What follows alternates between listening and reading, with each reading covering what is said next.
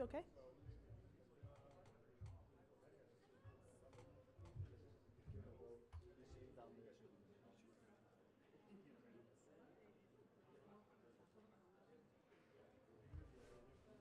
Great. Okay, we've gotten our technical arrangements ready, and thank you, technical team. Could I call us to order, if that's the right term, I suppose? Welcome everybody to our session on mega events and lost legacies. My name is Kim Schimmel. I'm from the United States, Kent State University, and I'll be chairing the session. We'll go in order of the presenters that are listed in your schedule. And so thanks for coming in and hurrying up in between those sessions. Our first speaker is Søren Bang. He's the editor for the Danish Institute for Sports Studies. He's a journalist and also a graduate of the Danish School of Journalism. He is currently at the Danish Institute for Sports Studies, where he's responsible for website development. He's also responsible for the knowledge bank and the newsletter. And I suppose in his spare time, he also writes. He writes his own articles, does his own analyses, and his own research, his own independent research. Will you please help me welcome Mr. Søren Bang.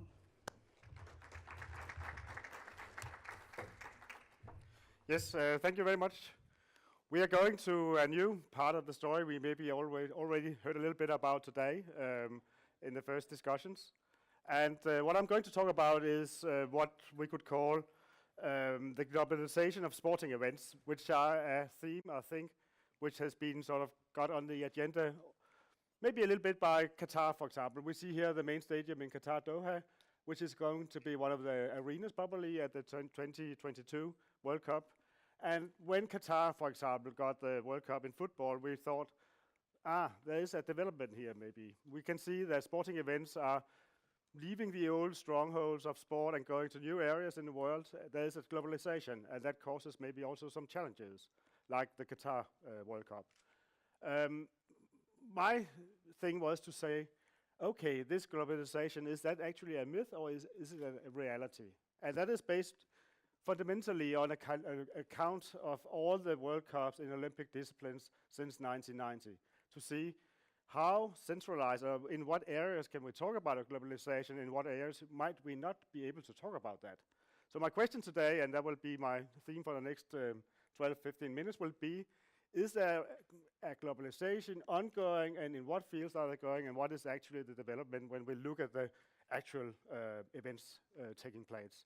All allocated World Championships in Olympic disciplines from 1992 up to 2022 has been is into this count here, and I will focus on that in the beginning, and then I will go a little bit further to the mega events and some highly professional sport, which are actually probably, or they are probably a special case really, and then I will put in a few perspectives. This is a map of the old days, you could say. That is just after the fall of the Berlin Wall, and we have a new sort of political situation in the world, and this is a map of all World Championships in that decade from 90 to 99, where they were allocated in the world and who were the dominating powers at that time. And it's very easy to say, you can see that red countries are sort of those with most events, and then you have the dark yellow, orange colors, the second most event hosting countries, and then you have the yellow and the light yellow ones. It was a world dominated by the West and to some degree Japan, which were having approximately about 90% of all events at that time. Then we had big gray areas, and they are still there. I can swap to the next one. Now we're jumping up until the next decade, 2000 to 2009. We have some very big gray areas, but we also see a slight development now, and that is China, and that is Russia. They're getting a more dominant position without being dominant at all, but still they're coming into the stage, and they make sort of their interest in world sport when it comes to hosting events. You also see that some of the stronghold like Australia is starting to lack a little bit of power when it comes to be attractive to sporting events. And some of it can be explained, I think, also with some special features of some countries like Australia's Olympic Games in Sydney, which was also I would argue, a generator for getting events to Australia to show and to sort of be attractive also as a host for the Olympics. So you can say there are some developments here, but still Europe is very dominating, North America is very dominating, Japan is leading. Then we jump to the last century and up to 2022. Now something has changed a little bit. You can see now that Japan has lost a bit, North America seems to lose a bit, certainly, and Germany, which was very dominant and the leading country, you could say, in the world, hosting events, is not the leading country anymore. Now it's Russia. And you can say that what is happening here, yeah, you can say now we are maybe seeing a shift, small shift, in where events are going, but not a radical shift. As you can say, large parts of the world are really still in the gray color where they don't have any events at all. If we go further here, you can sum it up and say, just to sum it up, sort of the history of the events since 1990 would be that North America and Europe and Japan and Oceania, Australia, would have been a dominating force, but some new actors are coming up. But you can also try to show what is actually happening when you sort of add it up, and then decade for decade. And then I would argue that, yes, North America and Japan are losing some of their influence if it comes to being event hosters, but Europe, if you include Russia, is still very, very dominating.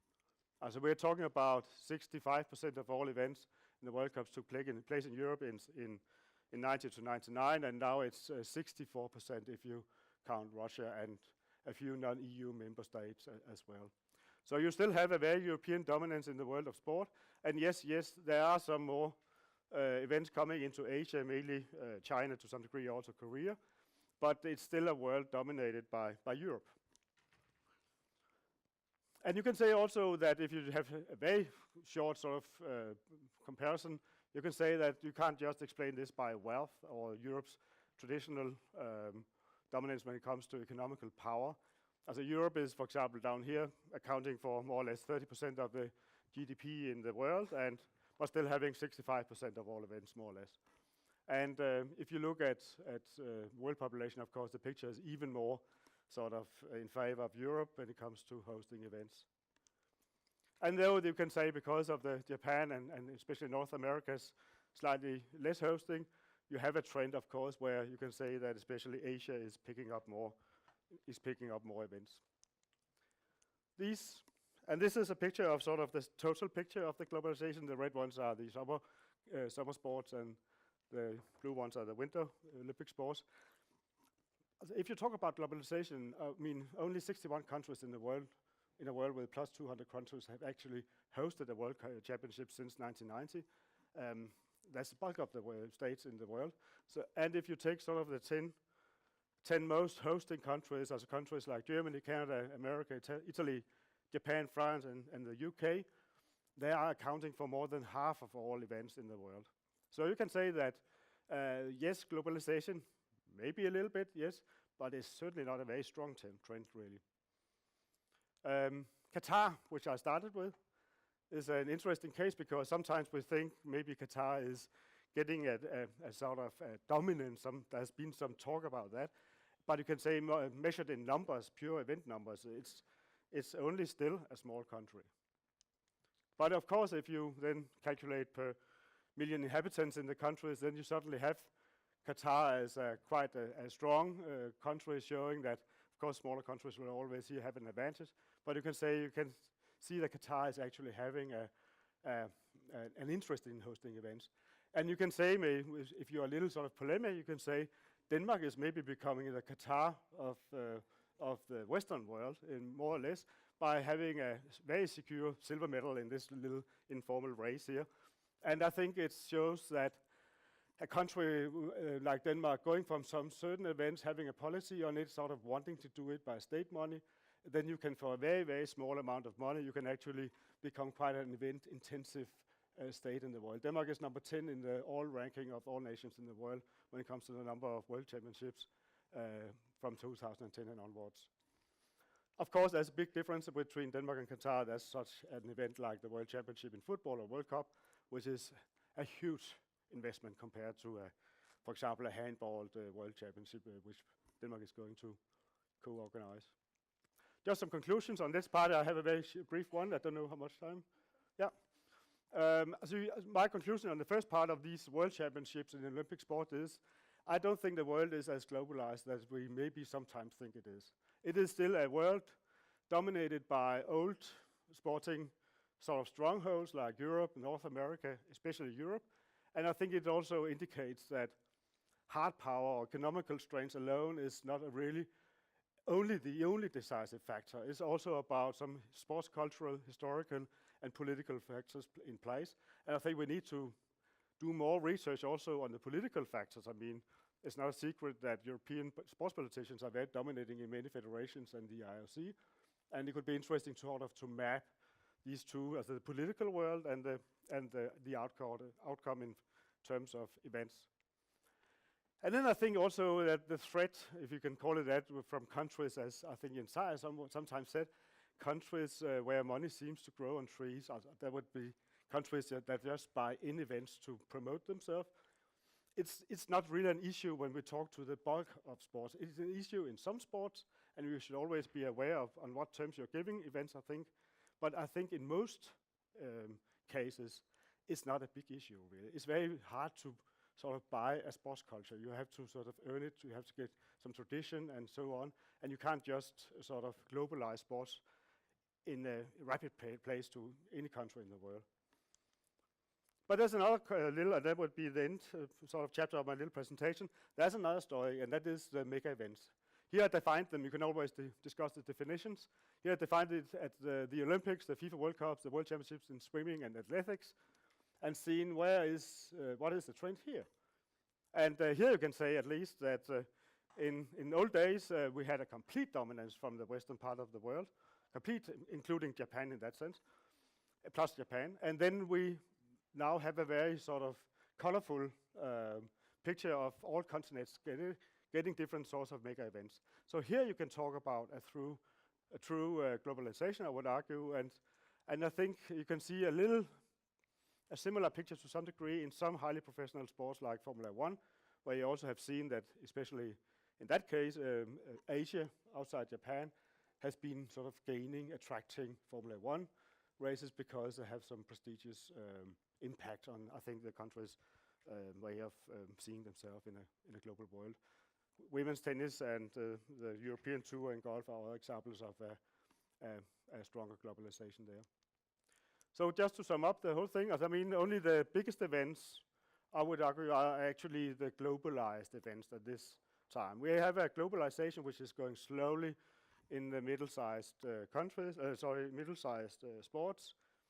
So you can actually also argue or question if there is a sort of true universality of smaller middle-sized sports when it comes to the hosting of events. I think it also indicates that mega events are sort of exposed to, it's more about showing political power and importance, and less about sort of building on top of a sporting tradition in a certain country. Mega events are tools for other things than just sport, and that's why we see this heavy globalization when it comes to the very big and important events. And thirdly, I think that is the political discussion we can maybe also start on later on if we want to. That is about the political challenges that creates for mega events. Because they're more political, then we see, I don't say that we don't have problems with smaller events also, but I think for mega events we have special problems of they're getting too big, they're getting too unsustainable, they are sometimes inflicted with corruption, and they can maybe even have a detachment from the culture of sport. And I think one of the critics of the Qatar World Cup in football is exactly that you are sort of placing the World Cup on the moon, some critics would say.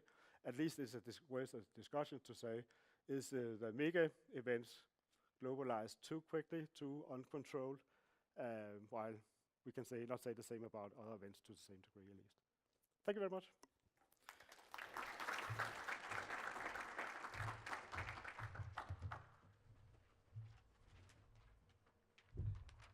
Sorry, I should have seen the end coming.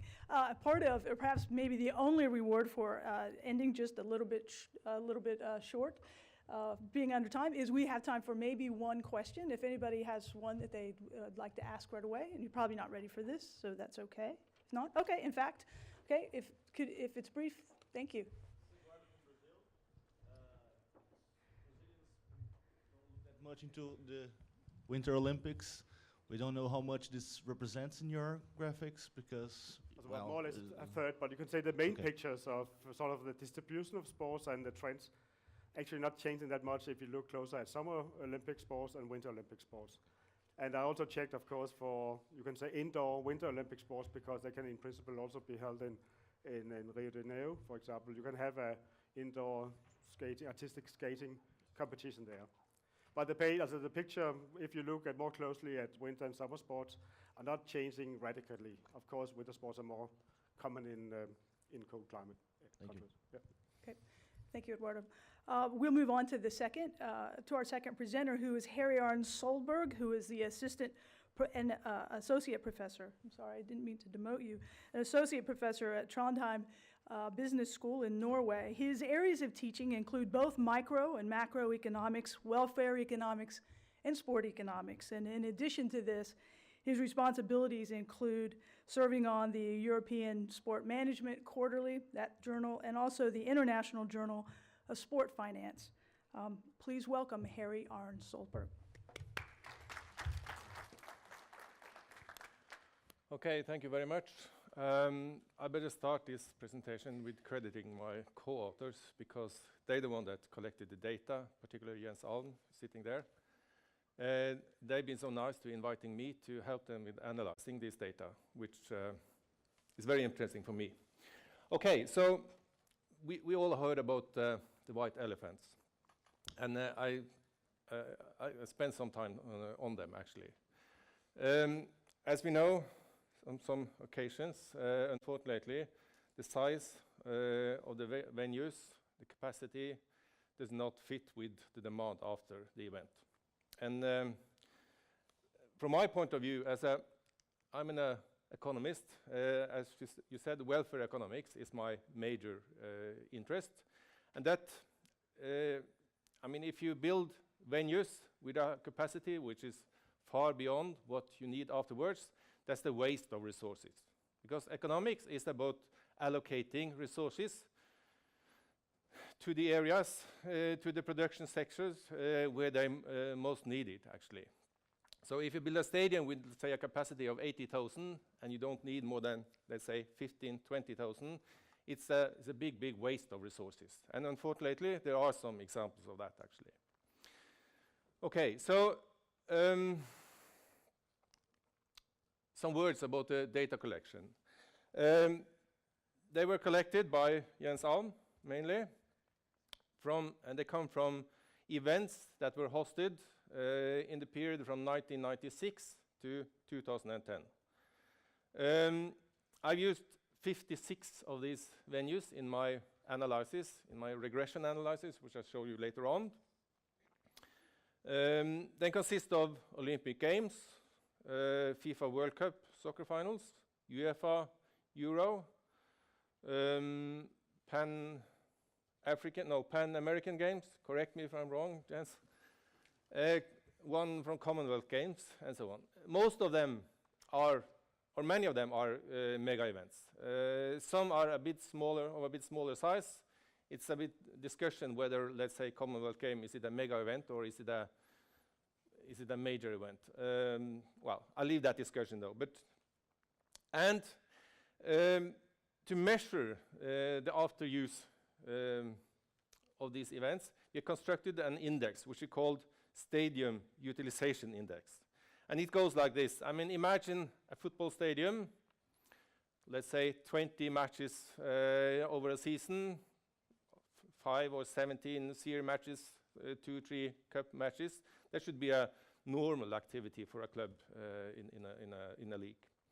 And if they have 75% sold out, that would give and 20 matches, that would give them an index of 15, which is quite good. I mean, okay, shouldn't be any big problems though. On the other hand, if it's only sold 25% of the seats, that would give an index of 5, which is not that good actually. That means 75% of the seats are empty when you host the matches. Okay, so what did we find out? Well, let's first look at some descriptive data, and let's focus on the top 10 venues. And I arranged them according to the SUE, the index. And as we see, on top is the Turner Field in Atlanta, in 1996 Olympics. And the main reason for that, it was that they transferred the arena into a baseball arena. And they have a team which play large number of matches, 85 events over a season, an average of 29,000, almost 30,000 spectators. Sapporo Dome, which is interesting from several reasons, because one reason it's interesting is that it was an exception with regards to the efficiency of the stadium constructed for the FIFA World Cup Soccer Finals in 2002. As we'll see later on, the others don't have that good results. Allianz Arena in Munich is also have a good record, and the main reason for that is that they have two regular tenants behind Munich, last year's UEFA champions, and also TSV 1860, which use them every week, actually. And there are some other, well, I would say these are doing pretty well, actually. Index, the minimum of 18.41. Okay, so let's look at those who not do so well, at the bottom 10. And as we see, the last, or the worst off, is a record of 0.15. I mean, imagine an index of 5 would give, was 25%. Well, you can calculate how much that would be, actually. And that was one of these stadiums in the World Cup, 2002 World Cup. So, I mean, to put it directly, these are disastrous, these figures, actually. And as we'll see, unfortunately, there are many from South Africa. There are some from the FIFA World Cup, 3 of them from the FIFA World Cup in South Africa. 1, 2, 3,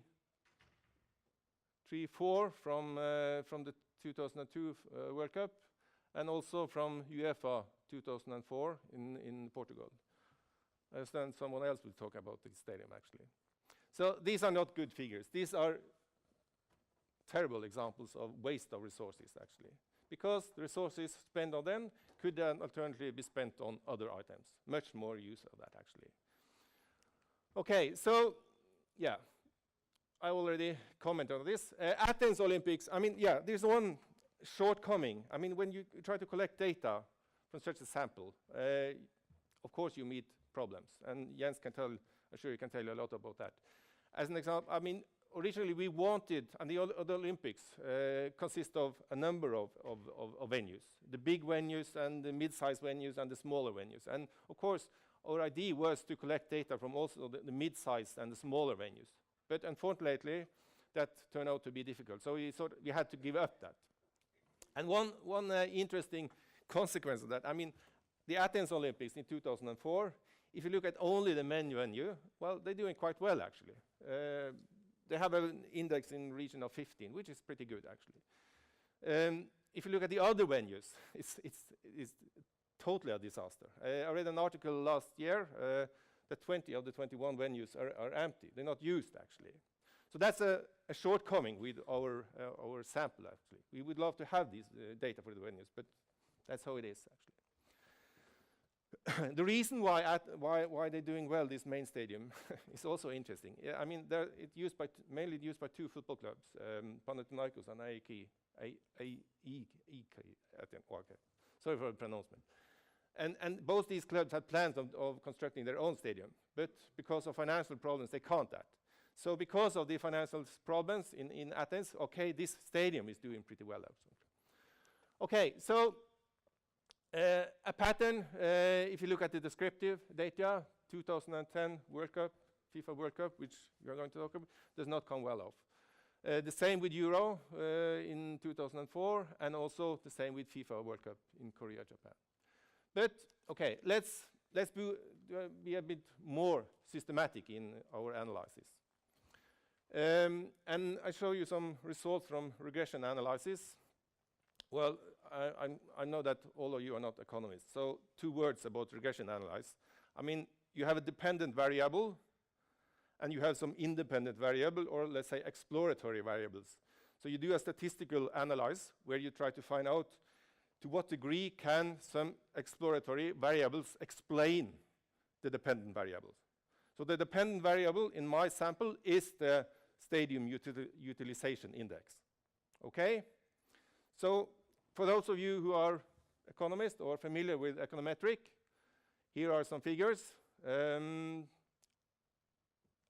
I will explain them in some few seconds, but I should only show you them. We focused on whether the stadium was owned by the public sector or by the private sector.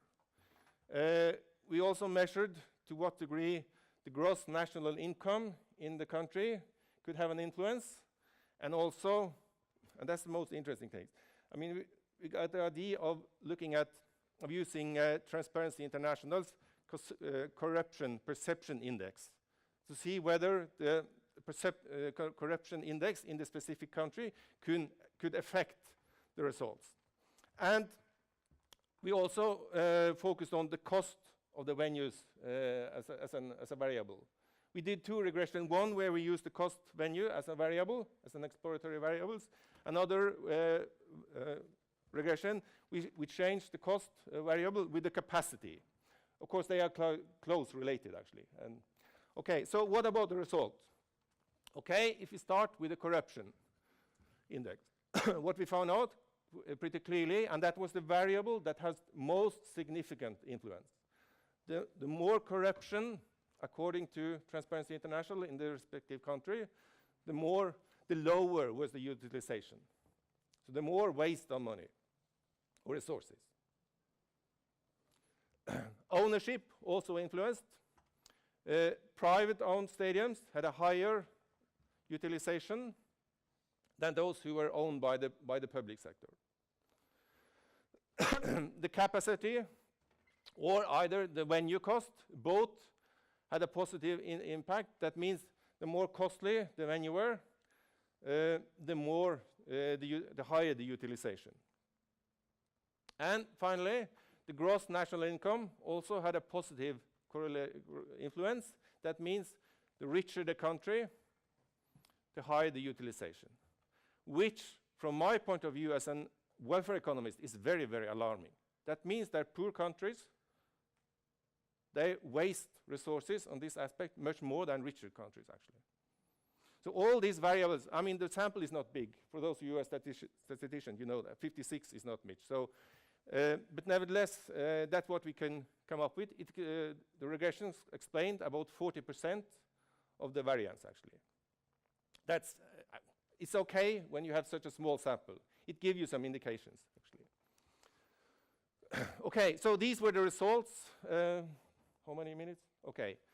Finally, some reflections about these results. I mean, when I lecture for my students, we always look into theory. I mean, find out some correlation is one thing, but understanding the correlation. Why does this variable affect in this way, and why does another affect in that way, and so on?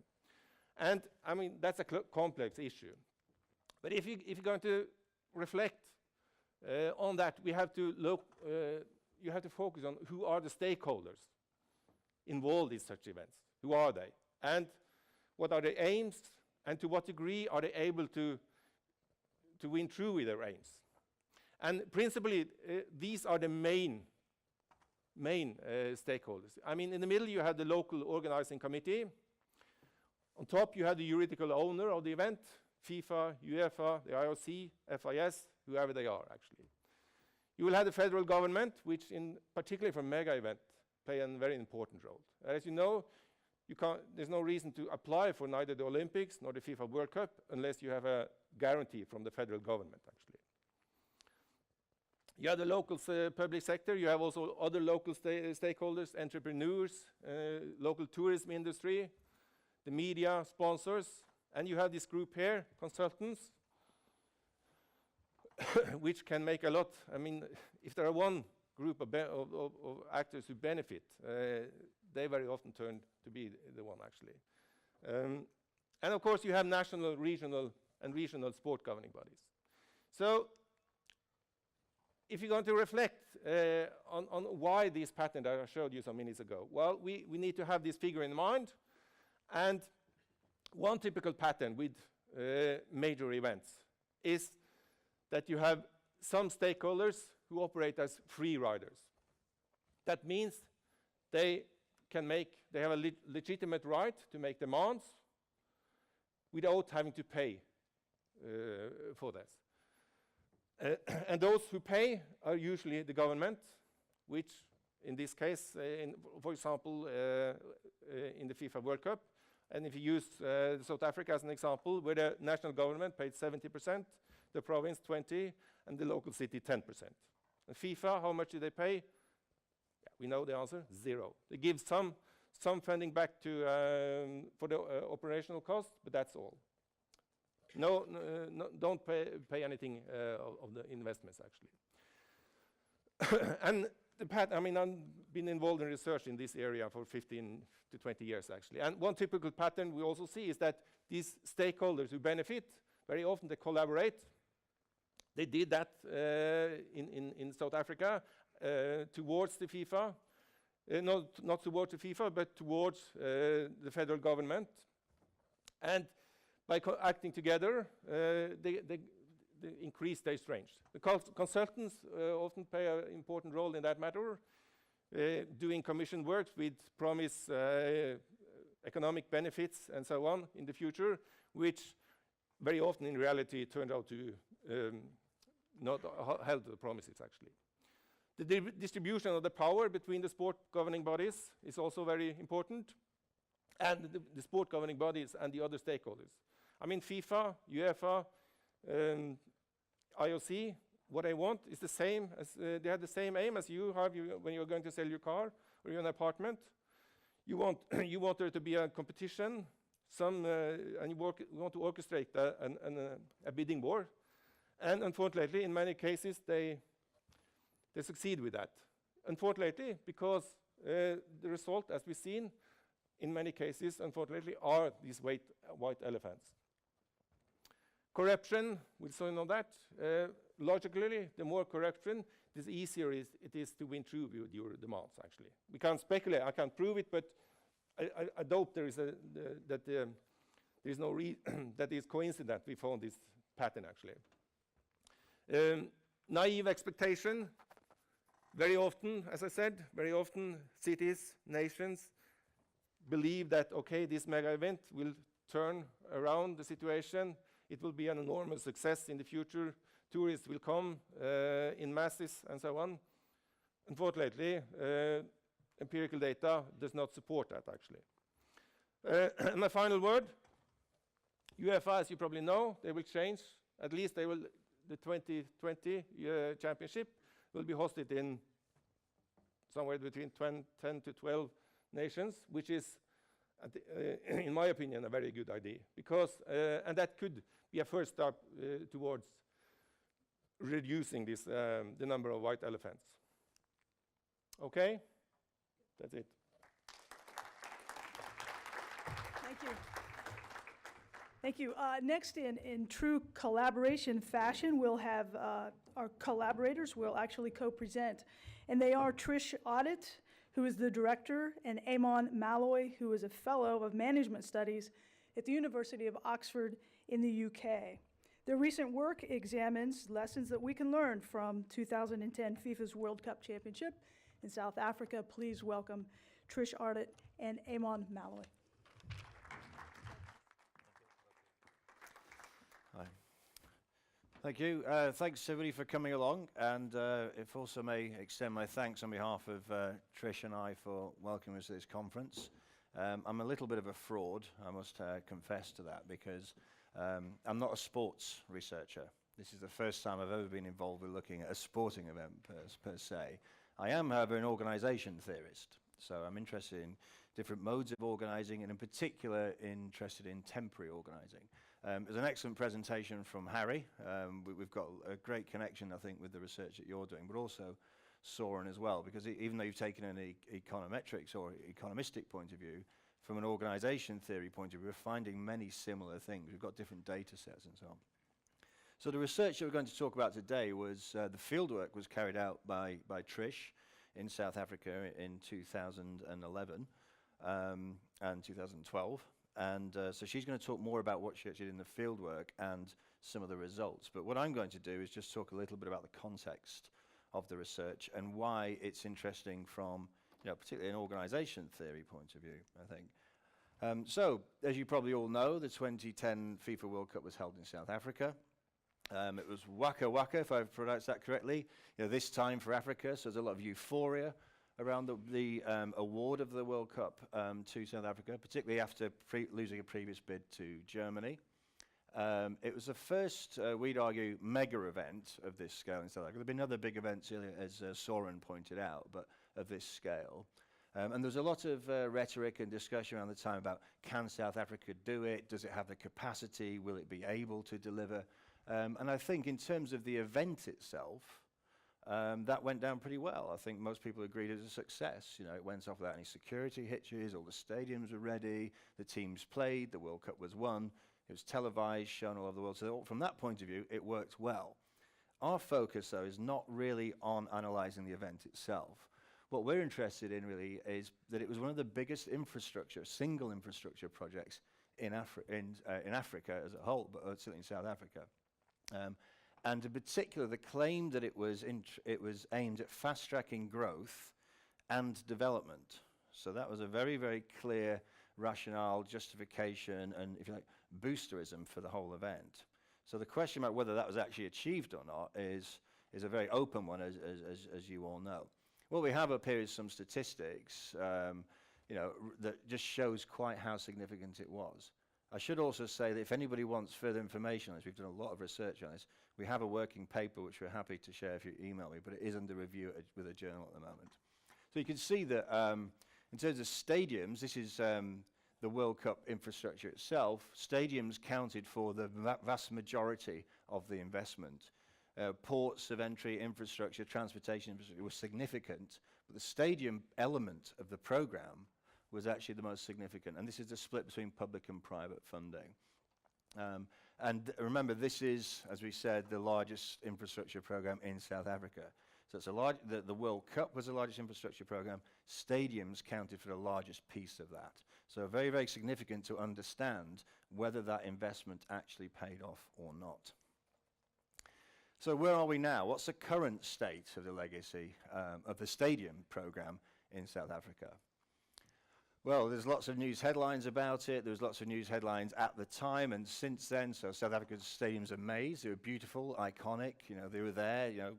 Beautiful looking stadiums. But controversy in terms of corruption, in terms of underutilization afterwards. So lots of public and press coverage of that stadium program. Right now, Trish will go into more detail. There are effectively 8 stadiums, is that correct, Trish? Which are suffering basically almost zero utilization. So really, South Africa needed 1 stadium out of the 10 they actually had. One of them existed beforehand. Some people, I believe, argue there was 9, but one of the upgrades to the Cape Town Stadium was significant enough to count as almost being a new stadium. So what we did to investigate this, we were interested not in evaluating the legacy, like has it worked or not, and we also weren't interested in looking at the cost overrun only, as in what was the bid and what was actually paid. What we're interested in is, from an organization point of view, how did you actually get there? Which is why we titled the presentation The Rocky Road to Legacy. So we're trying to track whether or not we can find, from the initiation, from winning the bid, right through each stage of the program, construction, development, etc., right through to now, can we see patterns in there, with the idea that if we can identify patterns, that we can prevent this thing perhaps happening in future? Can we identify processes, practices, governance arrangements, etc., that will prevent this kind of thing happening in the future? So Trish did 32 interviews, we did detailed document analysis, we looked at 10 stadia in 9 cities, And really, Trish was out talking, and she'll tell some of these stories in a moment, interviewing key actors, key stakeholders who were involved in that process, and asking them about, what went well, what went wrong, what would be done differently in the future, what were the lessons learned. So the focus I want to suggest is not on the legacy itself, but the process that led to it, that outcome. And if you look at this sort of the road here, you have the bid stage. There was a gap in activity where very, very little happened. And then there's selecting the host cities, the design of the stadiums, the rebudgeting, the tendering constructions. And what we have now is the legacy, occupation, rents, legacy mode, etc. So that's the sort of the timeline that we're looking at. So I'm going to just the findings, really. How we seem to have dropped the how did it end up with its legacy. The key finding, and we'll come back to this at the end, really, is that the organization of that program, the stadium program, was fragmented. It was over-projectified. It's almost like every single piece of it was treated as if it was a unique, one-off, never-been-done-before event. Each stadium was treated that way. And there's very little joining up between those things. There's no real governance or oversight of the stadium program, including the bid stage, design stage, build phase. So there was very little central organization, leadership, or strategic direction from central government, or indeed from anywhere else. Cities themselves operated in what we call splendid isolation. So they weren't coordinating with each other, they weren't sharing resources, they weren't planning together. And overall, there's poor program governance, and poor program management. And we have here a quote from one of the interviewees who said that, remember, all of that direction and investment in the World Cup Stadium program was done by the cities themselves. So, and this goes to Søren's point. So, in effect, there were 9 program managers, the 9 city managers across the country for the bulk of the expenditure. So, this wasn't in reality a single program. This was 9 different programs, uncoordinated, going on under the umbrella of delivering stadiums for a single event. So, those were your program managers, and the integration and coordination between those was practically minimal. So now I'm going to hand over to Trish to look at some of the causes, if you like, and sort of factors that led to that fragmentation of the program. Here you go, Trish. Okay, thank you, Eamonn. It's a pleasure to be here in Denmark, and I'm very excited to present to you my research.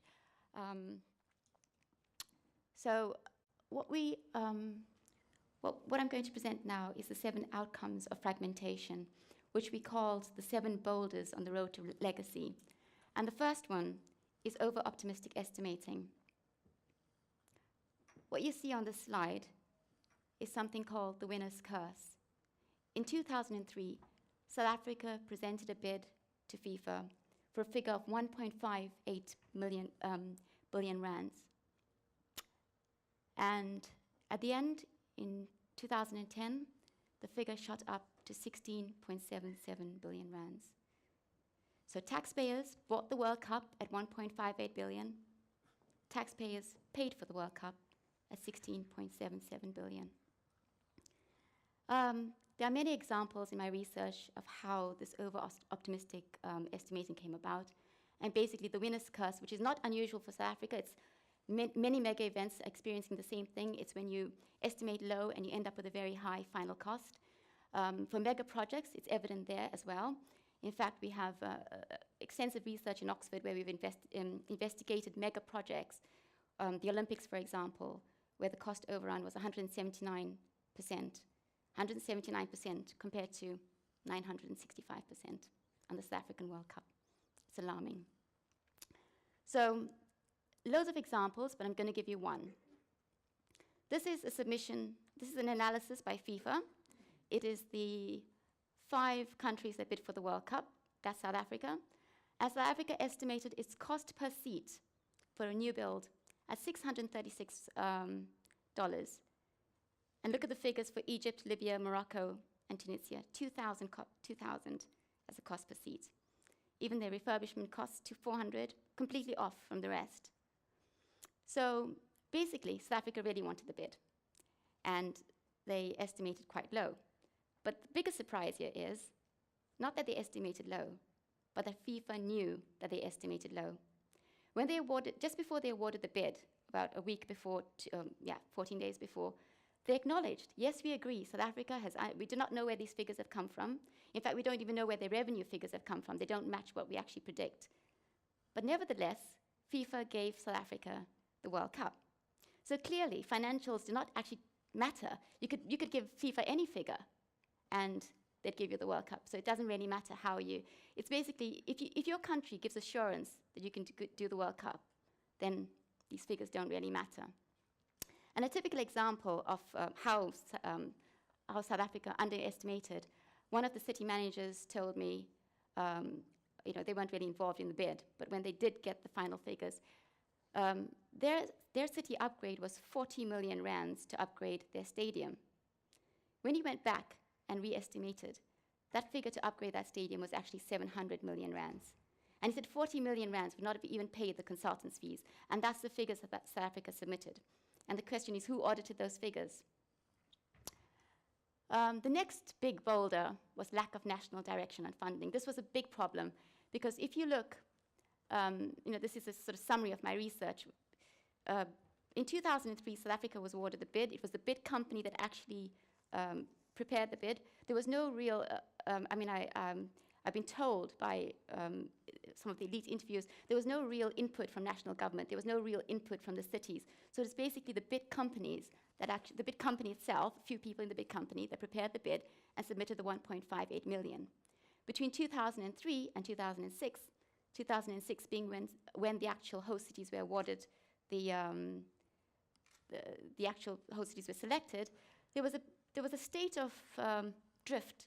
Nobody really knew what was happening. So for 2 years after South Africa won the bid, nobody really knew who was going to host the World Cup, which cities. And even further, the Treasury did not commit to how much it was actually going to invest in the World Cup. So the two cities assumed that the Treasuries were going to give them free money and assumed that the Treasury was going to pay for all of their costs for the World Cup, and went on to design what was called iconic stadiums. And basically, if you look at the design spec for Durban Stadium, they actually asked the architects to design an iconic stadium. And I said, why did you do that? Well, it was free money. Free money to come into our city to invest in our infrastructure, and the stadium was a catalyst for that investment. If we didn't do it, some other host city would have got the money. So the next boulder was that political decision-making took precedence over rational decision-making. There is a common thing that was said to me throughout my interviews, and that was we needed to address the imbalance of the past. And by that they meant rugby was the imbalance of the past. Too much money was spent on rugby. Too much money was spent on white sport, as they said. And what we needed to do was have something like the World Cup, have these grand stadiums, because rugby owned most of the existing stadiums in South Africa. And what they wanted to do was have stadiums for football.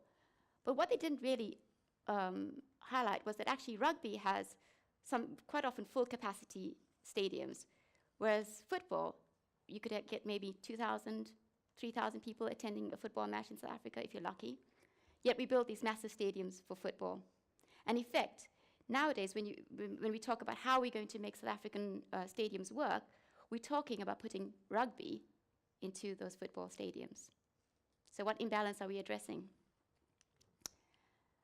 Okay, the fourth boulder that we came across was unclear requirements by FIFA and the host nation ignorance. Now, when South Africa bid for the World Cup, it didn't really understand what it was bidding for. It didn't really understand the complexity of the event, and didn't really understand FIFA's requirements. And FIFA was very unclear about what they wanted, and this was prevalent throughout the bid. Even when they tendered, there was high levels of provisional sums, and it was really unknown what was going on. That's why we ended up with really big costs at the end. And actually, South Africa helped this book, the technical requirements of FIFA. South Africa helped write the last few chapters of this book that made it more clear for future World Cups, and I hope Brazil benefited from that. We found that there was a strong focus on the TV show. In fact, one of the interviewees said, Even up to now, you can run a whole exchange for the province, not even the city alone. We can use the entire exchange right here at the stadium to run the province. And that's how alarming, that's how much disregard one had it for the country.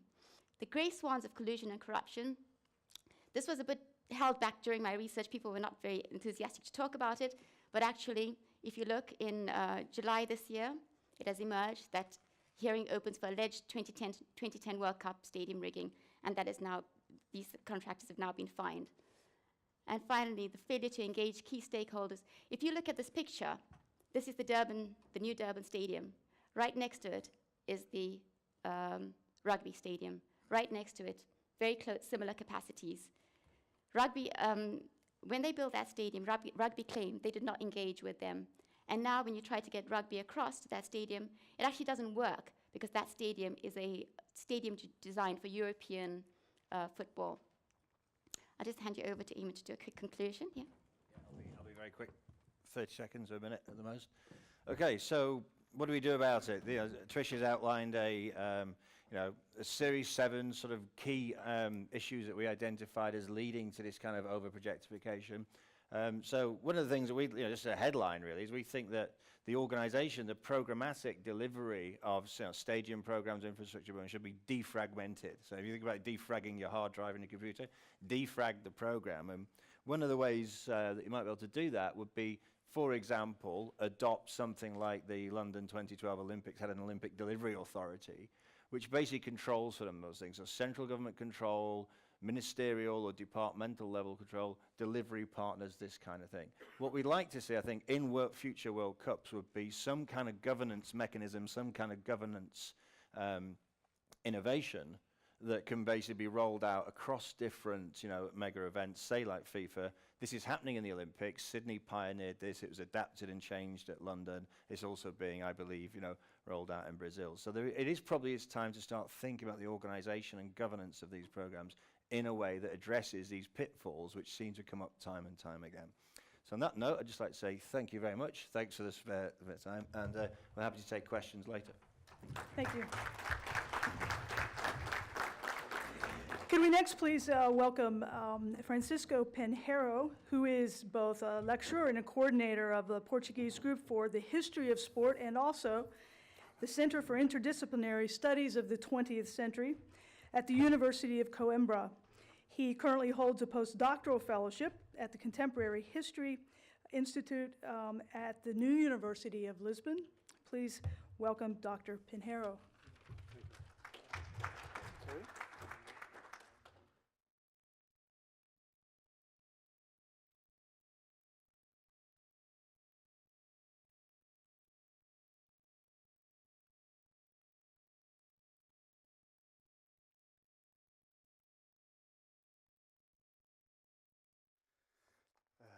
Hello, it was a technical problem. First, I'm Francisco. It's a pleasure to be here. It's my first time in Denmark.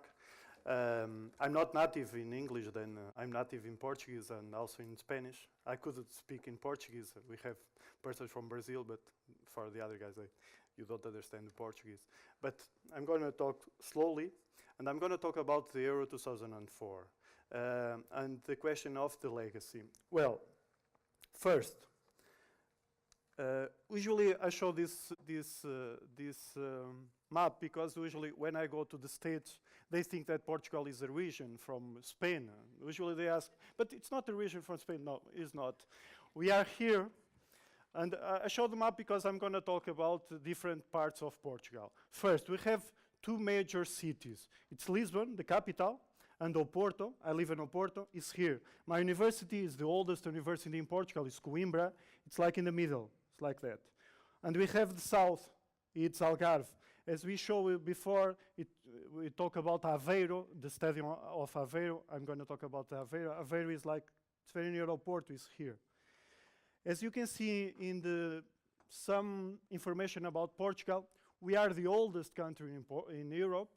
We have 10 million people, and we have monarchy until 1910, the First Republic, then the fascism regime that ended in 1974. This is very important. This explains some of the Euro 2004, and I'm going to explain Why I'm talking about that? Because the democratic regime became in 1974. It's a very young democracy in Portugal. And some sociological, some ideas. We have the Fado. We have a strong relation with Spain. It's the only neighborhood. It's a love-hate relation. And we have the colonies until 2074. We have Angola, Mozambique, Timor, Green Cave. And we have a strong relation with the Atlantic. Also, we are Catholic. And we have the Fado. And the major sport, it's soccer. If you go to the States, it's football, of course. Well, in 2004, there are some reasons why a very little country organized an Euro. We are very little, and we construct 10 new stadiums. 10 new stadiums like the South Africans to the World Cup. Why we construct 10 new stadiums in 8 different cities? And we are very, very little country, as you can see here. What was the reasons of that? We can say the tourism, the media impact, some of that, but it was only the political reasons, because we need to give the idea of the a modern society of Portugal, because we have a very young democracy in Portugal. That's why we construct 10 new stadiums in 8 different cities. We talk about the stadium of the Luz. It's in Lisboa. It's from the Benfica stadium. It was a very, very nice stadium. And we have 2 stadiums in Lisbon. Also the Algarve stadium. Also in Oporto, we have 2 different stadiums. I live very near the stadium of the Dragon stadium from the Oporto club. Also the stadium of Braga. It's a very, very beautiful stadium. Even the President Obama talks about this stadium because it's a piece of architecture, very, very beautiful.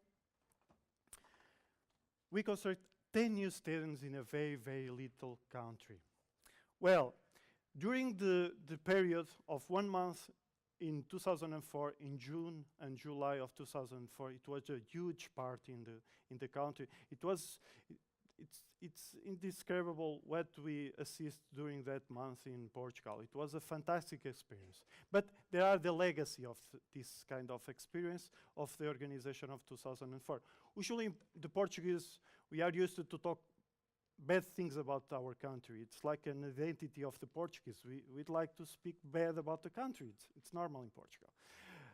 But that's why I give you that idea, because there are some positive issues about the organization and there are negative issues. Some positive issues are very simple.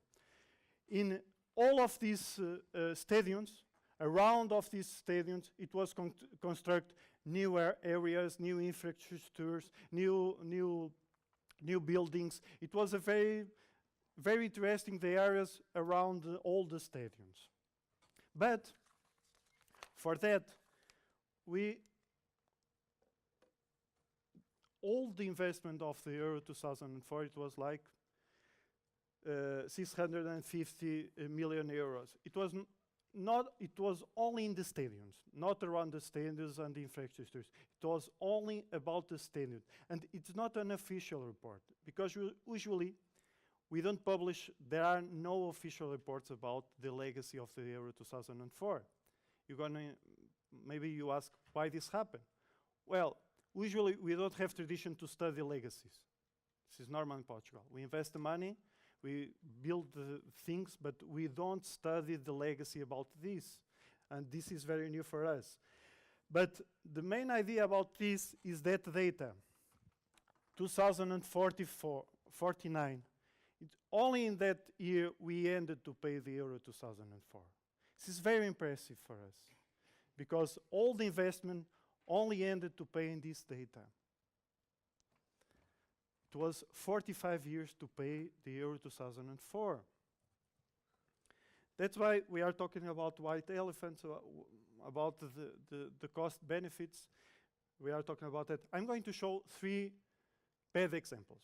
There are good examples. The Estádio da Luz of Benfica, it was presented at the top 10 of the good examples. But we have three very bad examples. The first one, it was in Algarve. We have good beaches to go. We have today like 25, 26 degrees and good sun. And we have this stadium. This stadium is not in a city. It's in the middle of two different cities, Faro and Olhão. And they construct in no man's land. The stadium is in the middle. There are anything around. What was the idea? The idea it was original, the construction of an hospital, a school, different infrastructures. But we are in a profound crisis now. Then everything is closed. Then it's only the stadium there. And the owner, it's not a club.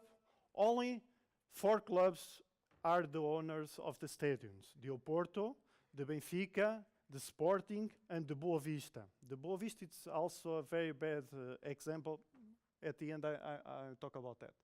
But usually the municipalities are the owners of the other 6 stadiums. And the major problems, there are not a top football club in the Algarve. Only Olhanense, it's a middle club that plays there. But even during a year, they don't have any club that plays there. It's a complete, only motor shows and things, something like that was there. And the other data, important data, it's the cost. For these 2 different municipalities, it's Faro and Ololé. They pay like 1 million euros every year only for mortgage and maintenance. It's a very huge cost for these 2 municipalities. The other example is Aveiro. They talk about Aveiro. Aveiro, usually the best club in Aveiro, it's Beira-Mar. They have like 2,000 persons to see the games. Only that. It's a stadium with 25,000 seats. It was one of the huge mistakes to construct this kind of it happened the same in South Africa, as we can see before. As you can see, it was the municipality of the Aveiro that pays everything, the mortgage and the maintenance. It was 50 million euros and pays, see that number, every year. They need to pay like 3.4 million euros every year in mortgage to the banks. And to the maintenance, if you put all together, it's like 4 million euros every year. That's why they talk about that. It was cheaper, the demolition of the stadium, than the maintenance of the stadium. And I think in the next 10 years, we're going to see the demolition of 2 or 3 of these stadiums, because it's cheaper to the municipality, the demolition, than the maintenance. That's a very important idea. We are talking about the demolition of some of these stadiums because it's cheaper for us in the long term. The other stadium, nowadays, is the worst example because it's closed. There are no club that plays there because the only club of the city goes down because of corruption problems and financial problems. They couldn't pay to the players, and they go down to the 3rd or 4th division in Portugal. Then it's closed. That stadium nowadays it's closed. In the last year, it's closed. That's why, again, the demolition problem, they are talking in the municipality about that. Because if you see here, 80% of all the budget of this city, the Leiria, goes to pay the mortgage and the maintenance. That's why they pay per day 5,000 euros every day that's spent in the maintenance of the stadium. It's very impressive, this number. That's why they are talking about the demolition. And I think in the case of Leiria, it's going to happen in the next years. There are other examples. If I have much time, I could explain each of them. There are good examples, as I told you before. The Oporto, maybe it's a good example, and the Benfica Stadium, the Estádio da Luz, also, and maybe the Sporting. But in general, they are very bad examples. Some of that, the Coimbra Stadium, It's 25,000 seats. Usually they only use 3,000. It's a huge stadium, and we don't have more. The Estádio da Bessa, it's Boa Vista. Boa Vista it was a strong club during the last 10 years, but now it's in the 3rd division. It's in the center of the city of Oporto. Around it was a very nice area, but the stadium it's have a club from the 3rd division, a stadium from the year 2004. And it's the 2nd stadium in the same city, because Oporto, they are far away, like 2 kilometers from each other. Maybe it was a good option, only one stadium during the organization of 2004. And also, the Stadium of Braga, the Sporting de Braga, it's the club that plays there. They pay only 500 euros every month to play there to the municipality. 500 euros. Usually my friends and I, we play every week football, we spend like that. But they spend only 500 euros to the municipality to play there. It's a very, it's not a corruption, but it's a very strange way to have the link between the clubs and the municipalities in Portugal. It's a long tradition of that. Well, there are the main ideas about that. I imagine that you have a general picture about that, and this was my intention to give you that. Thank you very much. I'm going to give you my email if you have some questions. All of these data are in the eDunk. If you go to the play the game, or if even because I had done this study to the play the game in the last year, and all the data are there to if you want to see more information about it. Thank you very much about the invitation.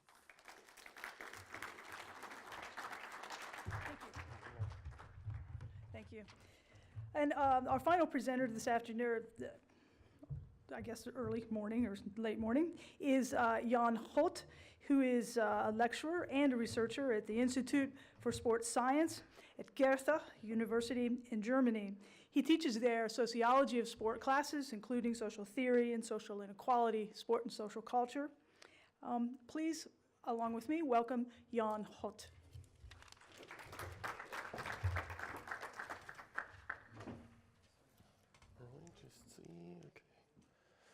All right, thank you very much. As you see, the title of my lecture is The Meaning of Medals, for some that might seem not to really fit into this panel, but I think it does. There is a strong link, so we've heard a lot about costs and benefits of hosting sport events, and I'm going to tell you something about costs and benefits of sporting success. Now, actually, my plan was to torture you with some sports history and social theory, but as I just learned that I have a few minutes less than expected, I'll try to put that in a nutshell. So during the 1980s, I think it was quite common sense among academics that it was Olympic sports, the Cold War medal index competition, which brought about some of the crucial problems of modern sport. And so you might hope that, well, after 1990, maybe some lessons have been learned. But here again, now we think that quite the opposite seems to be true. So we have, despite the end of the Cold War, we have continuing or even increasing state intervention in financial and organization of Olympic elite sport, what has been called a sporting global arms race or likewise. And that often does involve practices which seem to be inappropriate or at least are highly debated in democratic countries. I'll just give you some examples from Germany. We recently had some historical studies revealing, some might say again, that not only in the GDR we had state-aided doping, but in Western Germany it was at least, well, you might say, consciously ignored or tolerated. So if that happened in the West as well, why should we trust in our current system? We had discussions about children's getting involved in elite sports early and earlier, efforts to utilize the school system for national sporting success. And we have discussions on our funding system of elite sports. Here we had quite a special problem in Germany at first, so that funding criteria for Olympic sports weren't revealed by the sports governing bodies. So for quite a long time, until last year, actually large parts of those funding criteria simply weren't publicly debated. Now we're starting to learn about the criteria which are applied, and there it seems that we have quite a strong focus on medal promising sports, which again seems to be quite similar to the GDR funding system. So those were our observations, and we said, well, that's Cold War sports policy in what should be an open democratic country. What do the people think about it? What does the population think about that? Do they consider medals, Olympic medals, as important as sports policy, sports governing body, and the states do? So our questions were, as said, how important is medals, or is the Olympic medal index for the German population, which means are accepted for success in the medal index? And does that relation of means and ends somehow reveal more general attitudes, attitudes towards sport, but also more general like nationalism, authoritarianism, and likewise? And then some might argue, well, there are, of course, problems related to that sports system, but those are rather necessary costs you have to accept if you want the benefits of sporting success. And as such benefits, we often hear that sporting success would bring international representation and prestige, would contribute to national identity or pride or a feel-good factor, and also that sporting success creates role models and inspires the population to participate themselves actively. So we also wanted to know, as some other colleagues already have studied, are these benefits realized through medal success? Well, for that we set up a standardized questionnaire with quite a lot of questions, actually. I'm going to skip that a bit as well. And with that, we did a survey which started before London 2012 and ended some weeks or months after it. It was an open online survey. And later on, we also added a written form of that survey to get some of the groups which were a bit underrepresented in the online survey to address them as well. Now, let's come to some results. First of all, about half of the population or half of our respondents considered it as important or very important that Germany wins as many medals as possible. Then we've asked a bit more general about expectations towards athletes. Here you see again about half of the respondents said, well, I expect athletes to win medals, but almost all of our respondents said, well, I expect them to stick to sporting values like being good examples, sticking to fair play, achieving results without doping. And we also asked in a more general sense, what expect people from athletes apart from competition, you might say. And as you see here, people think athletes should still have fun in competitions and training, should neither neglect their education nor their families, but people rather disagreed with statements like athletes should concentrate on sports only or subject everything to success. So a bit surprising to us as well, almost strong emphasis of sporting values, almost amateur ideals, you would say, almost anti-professional attitudes. We were also a bit surprised by that. Now, what affects that medal index orientation, that desire for medals? For social demographic variables, we can say that the lower the education, the more important medals are considered, and it is especially the youngest and the oldest age groups who consider medals as important. And then we've asked the question, okay, what do you think of a country ranked high in the medal index? And mostly people said, well, actually it makes it neither better nor worse. But if people do believe in a positive function of medals, like makes a country more likable or highly regarded in the whole world, then of course they also tend to think medals are really important. Well, then let's come to what is maybe the core of our study. So which attitudes are or correlate with that desire for medals? Is that just like proper sportsman-like ambitions, so natural ambitions you should have, or rather some kind of ruthless struggle for success?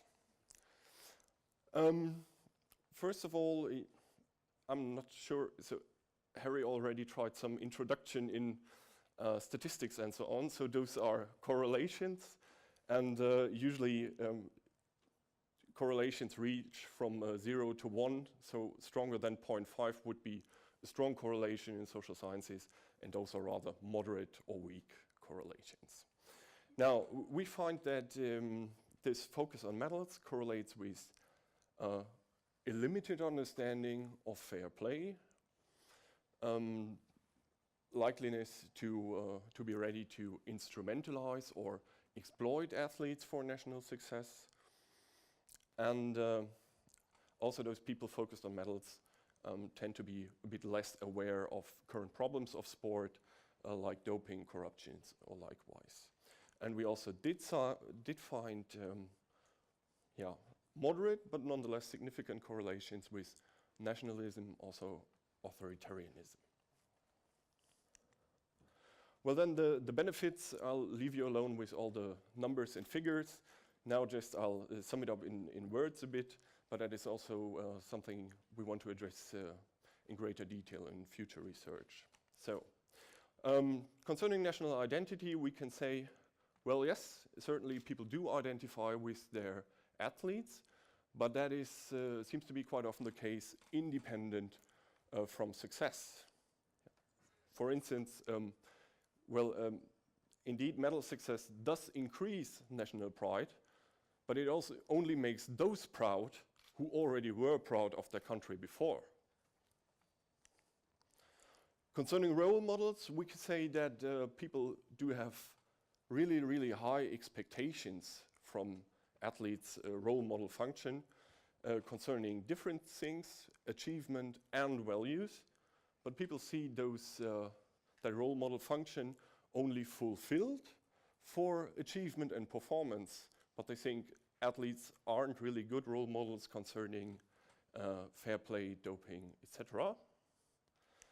And then concerning international representation, we can say that successful athletes and countries are not necessarily admired, but that also success sometimes raises suspicion, skepticism. So other aspects than success might be more important for a positive international image as well. I'm not sure, is there still 2 minutes to sum it up? Okay. Well, fine then.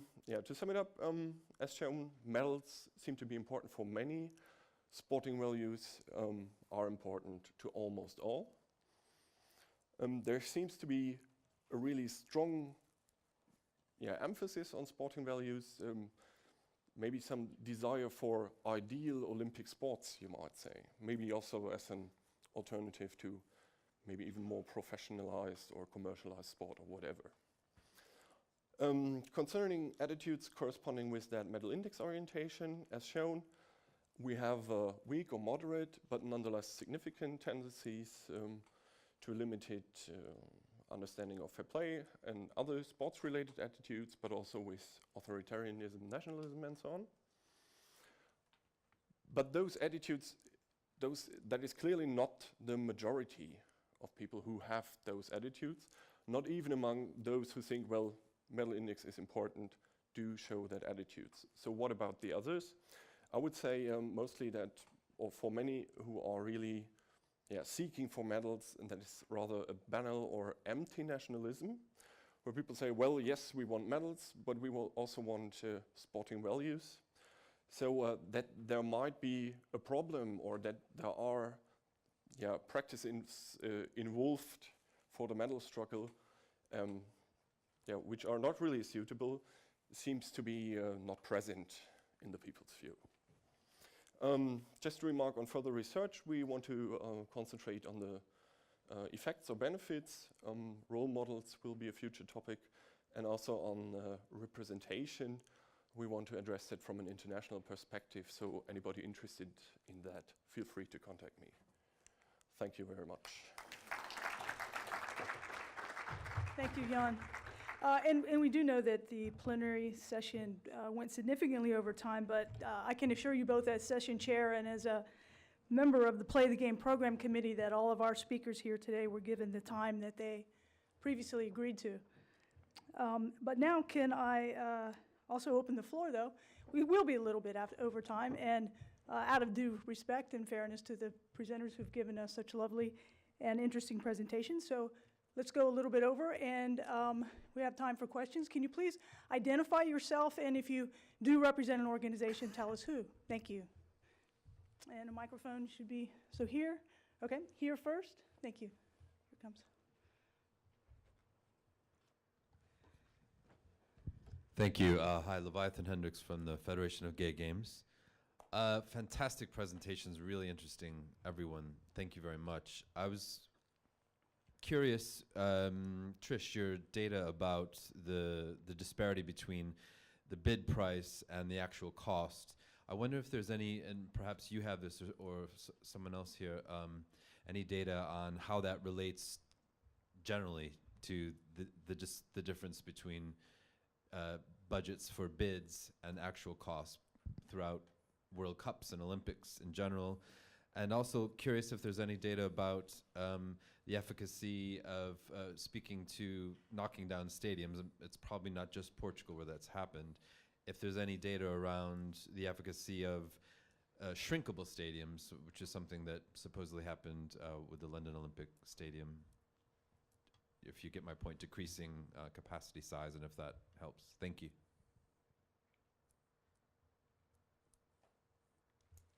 Okay, you want to do it? No, you go ahead. I'll say what I know, yeah. With respect to the Olympics, I know that my colleagues have done research that extends far back as the beginning. Yeah, 1960. Yeah, and they've looked at the cost and the difference between the original bid, so not the revised, but the original bid and the final estimate, and have created something called the reference class for that period from the start to now. Can I just add to that? Yeah, so as well as that particular study, it's carried out by Alison Stewart, who is a researcher in ours who's moved on now, but her PhD thesis was looking at the history of cost overruns in Olympics, Commonwealth Games, Summer and Winter Olympics, from initial bid price to actual outturn cost. And she was, as Trish said, she developed a reference class for that as a way of benchmarking future games, etc. But also that's part of a wider research program that's going on at Side Business School, where we have reference classes for infrastructure projects broken down by different kinds of transport, for example, so roads, rail, monorail, airports, also doing that for IT projects at the moment as well, power stations, other kinds of infrastructure. So the whole idea is to basically build up these classes, because we all know that individual projects overrun and take longer and don't deliver the benefits. Sporting events are one class, if you like, of mega projects that display very, very similar patterns to other classes of mega projects such as infrastructure, defense programs, large IT programs, etc. So yes, there's accumulating data on that. Was South Africa out of step with the norm? Yeah. Although not, it was out of step with the norm, so it wasn't in the center of the distribution, but not that unusual either. So a cost overrun from initial bid on just the stadium element, remember, was 926%. You can look at the Indian Commonwealth Games, for example. That was of the order of 1,000% as well. London, if you look at initial bid and the final outturn, was about 175%. So, you know, which is actually fairly good, depending whether you're a taxpayer in that country or not. But bad relative to other mega events, or mega projects, pardon me. Mega events are right out there on the scale compared to other mega projects. Questions? Yeah, please, yes. Yeah. First, it was interesting because in Portuguese case it happened the same that in South Africa.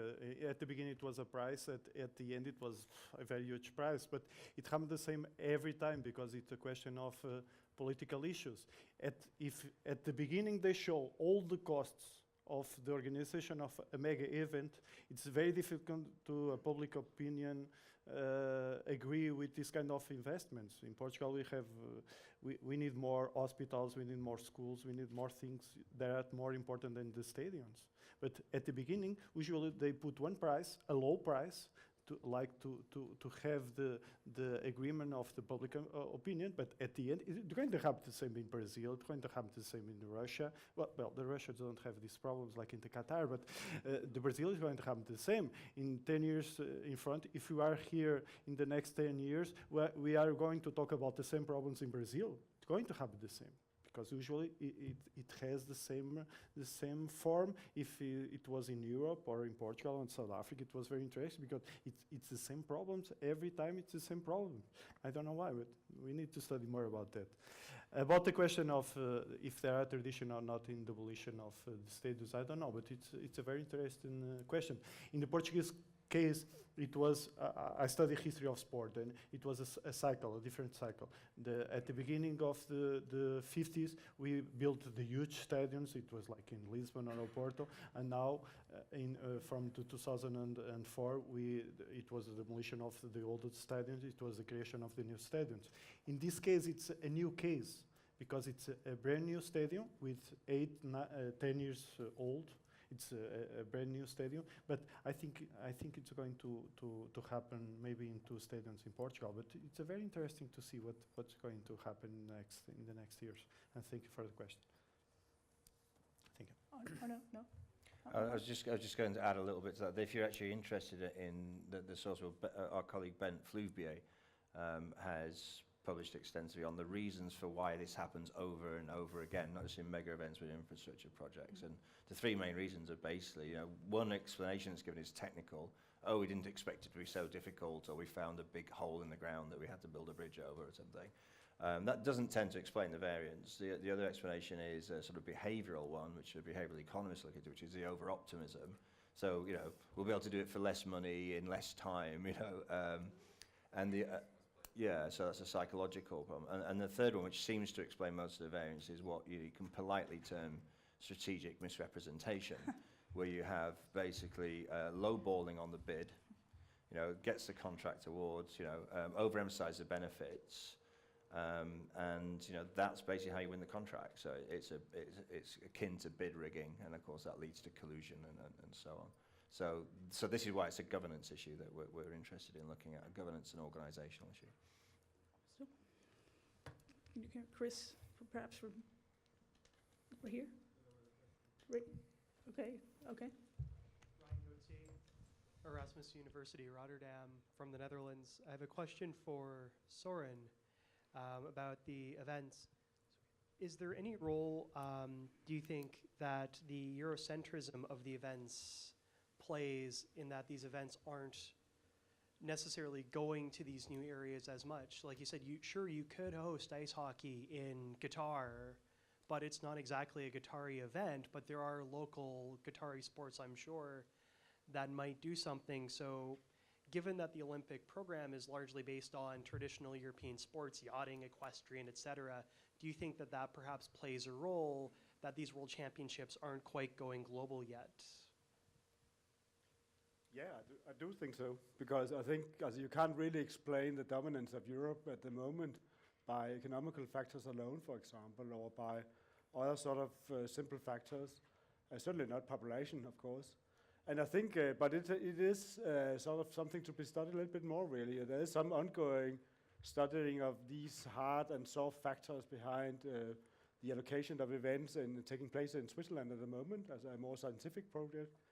And I think it's something which we have to look at in the future also, because I think one thing, at least as a journalist, I think it's interesting to look at what are the power structures behind these decisions taking place in sports. And I think the allocation of sporting events is really some interesting reflections of how the power structures are in sport. And I would like to look more closely to that also. But I think, so I could say, yes, power structures in international federations are certainly, that is my guess, a factor. But maybe also, most certainly also, simple cultural factors like, do we have the facilities? Do we have a tradition of organizing these events here? And if you go to Qatar, they might build an ice hockey arena. Yes, they can do that, but they won't have anything to build upon apart from that. And I don't think you can really organize a big event, to some degree at least, regularly without having some sort of connection to a more sort of fundamental sports culture. Thank you for your question. I didn't see the other mic. I'm sorry. Now, Chris. No. Hi, hello. Chris Gaffney from the Universidade Federal Fluminense in Rio, and also run the website Hunting White Elephants, so I feel qualified to perhaps talk on this a little bit. I'm curious to understand how members of the panel, and this could be open for all of you, see this mega event industrial complex being regulated in some way. Because what we're talking about is really more than the technical details of how you construct stadia, how you measure their efficiency through capacity afterwards. I was recently in Korea, and the Gwangju Stadium that you showed as one of the worst actually pays for itself because they rented the parking lot to a shopping mall and received their rent from that. And so the stadium doesn't work to capacity, but it doesn't cost the city anything. And so is that really a negative element for the city? What I would say was more negative is, in terms of white elephants, are the urban projects that are associated with this. We see in Portugal, many of the stadiums built on greenfield sites that are dead areas. And we're seeing this in Brazil happening as well. So how is it that we can either create a knowledge transfer system that goes from city to city, country to country, or to develop a governance system that makes robust checks and balances that apply from country to country? And as Eamonn very cleverly said, the strategic misrepresentation combines with willful ignorance to produce white elephant, not only white elephant structures, but white elephant cities that are no longer apt for human habitation. I can start on that. I mean, the main question is why. I mean, that's what you're asking about, and that's what we all are asking about. I mean, to understand this reason why you end up with white elephants, why you have the cost overruns, the starting point for me as an economist, you have all these free riders. I mean, the typical pattern is that the government is paying most of the bill, and then you have several stakeholders, national, regional sport federations, the tourism industry, sponsors, the media, and whoever they are, who have legitimate rights to come up with claim, we want it this way, we want it that way.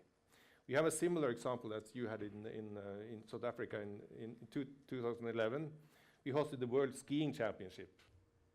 The first cost budget was amounted to 110 million Norwegian kroner. It ended up with 1.9 billion Norwegian kroner, actually. I've done a research on that, and also done a research on South Africa, where I compare these two events and see many similarities. Namely that you, as I said, there are, once you got the event, then all of a sudden some stakeholders are popping up, and they can claim they will want it this way, we want it that way, and they have rights to come up with this claim. And of course, the sport governing bodies has a major say in this respect. FIFA, FIS, IOC, whoever they are, actually. And they want, I mean, similar to, as I said, when you sell your car, they want an auction, they want to orchestrate a bidding war, where they compete fiercely with one another. And it's a paradox that the most